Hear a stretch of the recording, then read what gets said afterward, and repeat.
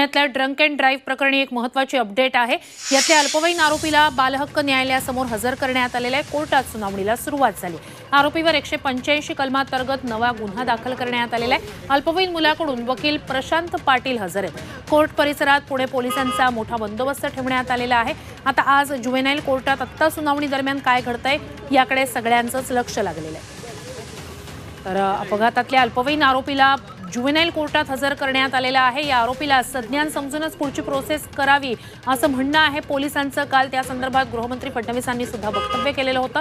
त्यातच आता जुवेनाईल कोर्टात मग काय होणार याकडे लक्ष असेल। दुसरी महत्त्वाची घडामोड होती ती म्हणजे या आरोपीवर आणखी एका कलमांतर्गत गुन्हा दाखल करण्यात आला। दारू पिऊन कार चालवल्याप्रकरणी 185 कलमांतर्गत गुन्हा दाखल करण्यात आलेला आहे। नव्यानं गुन्हा दाखल करण्यात आलेला आहे आणि आता त्यानंतर बालहक्क न्यायालयातली सुनावणी सुरू झालेली आहे। त्यामुळे आता जुवेनाईल कोर्टात नेमकं काय होतंय याकडे लक्ष असेल। अमृत नोनी गॅस्ट्रिन, अपचन, ऍसिडिटी, गॅस्ट्रबल ह्यापैकी तुम्हाला कुठलाही गॅस्ट्रिक प्रॉब्लेम झाला, उपाय एकच, अमृत नोनी गॅस्ट्रिन। या आरोपीकडून प्रशांत पाटील वकील हजर आहेत। अधिकची माहिती आपले प्रतिनिधी निलेश खरमरे यांच्याकडून घेऊया। निलेश, सुनावणीला सुरुवात झालेली आहे, नेमकं काय घडतंय? नक्कीच जो अल्पवयीन मुलगा आहे तो आपल्या कुटुंबासोबत या ठिकाणी बाल न्यायालय आहे त्या ठिकाणी दाखल झालेला आहे। खरं तर त्याला पोलिसांनी नोटीस बजावली होती। जर तो नोटीसला उत्तर देत जर हजर नसं झालं तर त्याच्या फरार पण सुद्धा घोषित करण्यात आला असतो। मात्र तो आता या ठिकाणी दाखल झालेला आहे। आता त्याचे वकील जे आहेत ॲडव्होकेट पाटील ते सुद्धा या ठिकाणी उपस्थित आहेत आणि आपल्याचा युक्तिवाद चालू आहे। जो अल्पवयीन मुलगा आहे तो संज्ञान आहे का अज्ञान आहे याच्यावर खरी सुरुवात युक्तिवाद होणार आहे। त्यानंतरच पुढचे जे वाढीव कलम आहेत ते लावण्यात येणार आहेत। मात्र या सर्वात आधी कोर्ट काय पाहतंय ते पाहणं महत्वाचं असणार आहे। कारण संज्ञान असेल तर त्याला जामीन मिळू शकतो या घटनेमध्ये किंवा त्याला सोडलं जातं।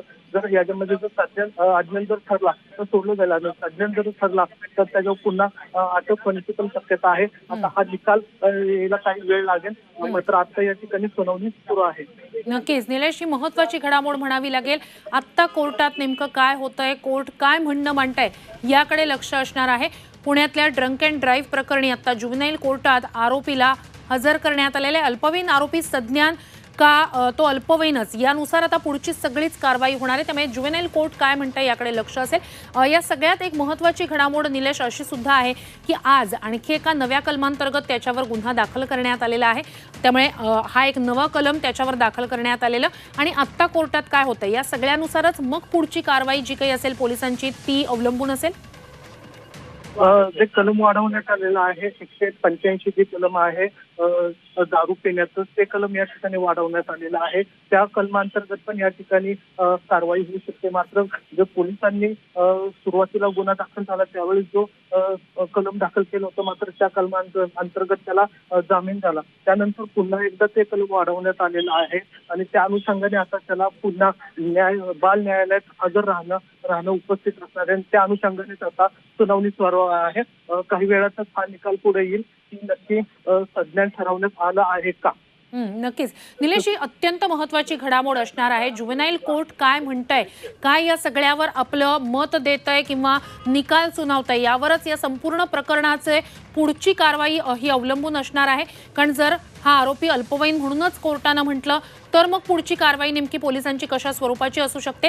आणि जर जसं काल गृहमंत्री फडणवीसांनी म्हटलं होतं की आमचं म्हणणं आहे हा संज्ञान म्हणूनच पुढची प्रोसेस झाली पाहिजे, जर त्यावर शिक्कामोर्तब कोर्टाने केलं तरची कारवाई ही वेगळ्या स्वरूपाची वेगळ्या प्रकारची असू शकते का, नेमकं काय होईल?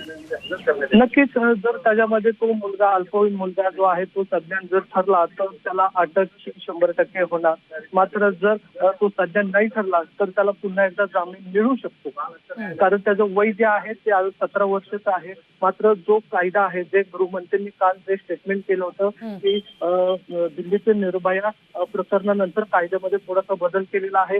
गुन्ह्याचं स्वरूप पाहता जो घटना आहे त्याचं स्वरूप पाहता जे बाल अल्पवयीन मुलं आहेत त्यांना थोडंसं संज्ञान म्हणून दाखवून शिक्षा दिली पाहिजे असं त्या अनुषंगाने नक्कीच निलेश। त्यामुळे आता कोर्टात काय होतंय याकडे खरं तर लक्ष असणार आहे। तुमच्याकडून अपडेट्स घेऊ। तूर्तास धन्यवाद तुम्ही दिलेल्या संपूर्ण माहितीसाठी।